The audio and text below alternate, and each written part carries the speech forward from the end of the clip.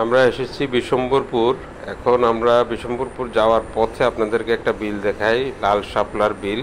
এটা বিশম্বরপুর একদম উপজেলার ঠিক আগেই।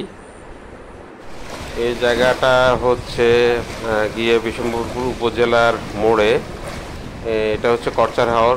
প্রচণ্ড পরিমাণ ঢেউ হচ্ছে আজকে, অনেক বাতাস হাওরের পাড়ে, এবং এই করচার হাওরে প্রচুর পরিমাণ ঢেউ থাকে সবসময়। আপনারা একটু দেখেন, সামনে আপনাদেরকে দেখাচ্ছি কীরকম ঢেউ এখানে তৈরি হচ্ছে।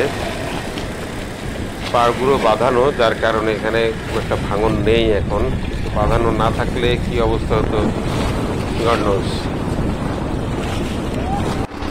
এটা করচার হাওরের আরেকটা পাশ, এটা বাঁধের উল্টো পাশে। এই পাশে এখন বাতাস লাগছে না বলে আমরা তেমন ঢেউ নেই। আমরা এই পাশ দিয়ে যাচ্ছি। আমরা এবার একটু খোলা জায়গায় এসে পড়েছি। এখানে বেশ ঢেউ আছে, আপনারা দেখতে পাচ্ছেন, বেশ ঢেউ আছে। আকাশও মেঘলা, বৃষ্টি কিছুক্ষণ বৃষ্টি হয়েছিল, আবার বৃষ্টি চলে গেছে, এখন আবার বৃষ্টি হচ্ছে।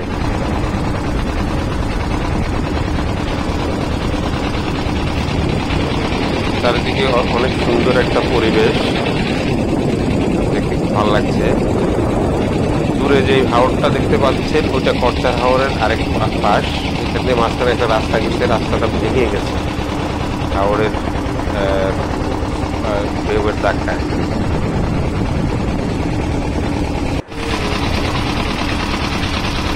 শুধু নদী আর নদী, মনে হয় যেন একটা বিশাল সাগর। তো এখানেও কিছুটা ঢেউ।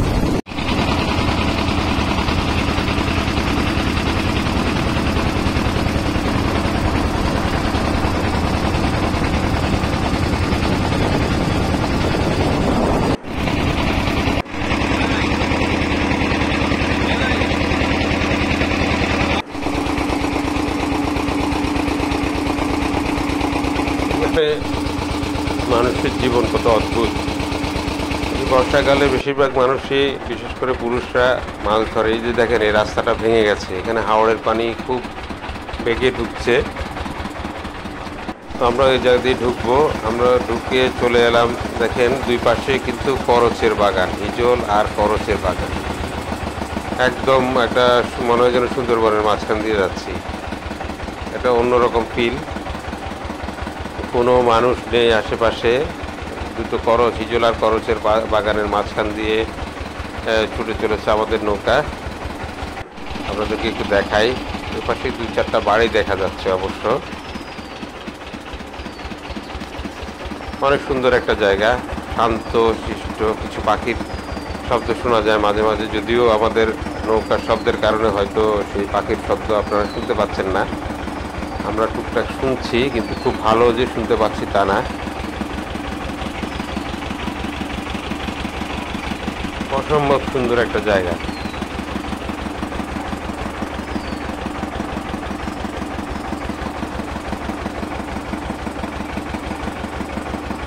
এই জায়গাটার মধ্যে দিয়ে আমরা আরেকটা হাওড়ে পড়ব। সেই হাওড় দিয়ে আমরা আমাদের গন্তব্য গিয়ে পৌঁছাবো। আপনাদেরকে একটু দেখাতে থাকি। এগুলো বেশিরভাগই করচ গাছ। এই করচ গাছগুলোর একটা বৈশিষ্ট্য আছে। এই করচ গাছগুলো কিন্তু পানিতে কোনো কিছু হয় না, এবং পানিতে 6-7 মাস ডুবে থাকলেও কিছু হয় না। এবং এই করচের বীজ থেকে তেল তৈরি করা যায়। এবং এই করচ গাছ, হিজল গাছ যেখানে আছে সেখানে কিন্তু মাছেরও একটা ভালো অভয়ারণ্য তৈরি হয়। এলাকার অধিবাসীরা সাধারণত এই করচ গাছ থেকে ডালপালা নিয়ে তাদের জ্বালানির কাজে ব্যবহার করে, এবং হিজল গাছেরও ডালপালা কেটে নেয়, কেটে নিয়ে তারা জ্বালানির জন্য ব্যবহার করে।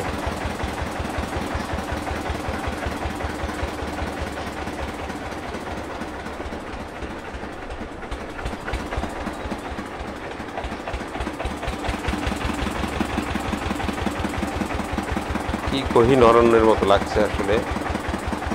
খুব সুন্দর একটা জায়গা। এই জায়গায় আসলে না আসলে বুঝতে পারতাম না এই জায়গাটা যে এত সুন্দর।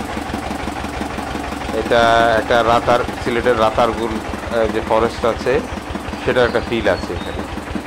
এখানে এরকম হিজল করচের বাগান বা হিজল করচের বাগ এই হিজল করজগুলো কিন্তু আমাদের এই যে হাওড়ের মানুষের যে যেখানে বাসাবাড়ি করে সেখানে ঢেউয়ের হাত থেকে হাওড়ে আফাল হয়, প্রচণ্ড যখন ঢেউ হয়, আমরা আপনাদেরকে দেখিয়েছি আগে কীরকম ঢেউ হয়, ওই ঢেউয়ের হাত থেকে এই গাছগুলো মানুষের সেটেলমেন্টকে রক্ষা করে। আমরা এখন আরেকটা হাওড়ে গিয়ে পড়বো, আপনারা আমাদের সাথেই থাকুন। এই হাওড়টা দেখছেন, এই হাওড়ে কিন্তু প্রচণ্ড ঢেউ লাগে এপাশ থেকে যখন বাতাস হয়। আর ওপাশটায় উজ্জ্বল করচের বাগান আছে, আমরা সামনে গেলে আবার দেখাবো আপনাদেরকে। এখানে দেখেন একটা রাস্তা একদম সম্পূর্ণ বিলীন হয়ে গেছে, সামনে একটা শুধু ব্রিজ দেখা যাচ্ছে, এপাশেও রাস্তা নেই, পাশে রাস্তা নেই। একটা বাড়ি হাওড়ের ঠিক মাঝখানে, এই যে দেখেন হিজল করচের আরেকটা বাগান, বাঘ এই জায়গার মাঝখানটা উঁচু, এই জায়গাটা থেকে এটা রক্ষা করে। আমরা সামনে দূরে পাহাড় দেখতে পাচ্ছি, এটা আসলে শনির হাওড়। এখন আমরা শনির হাওড়ে এসে পড়েছি, মেঘালয়ের পাহাড় দেখা যাচ্ছে, এখানে প্রচণ্ড ঢেউ আছে।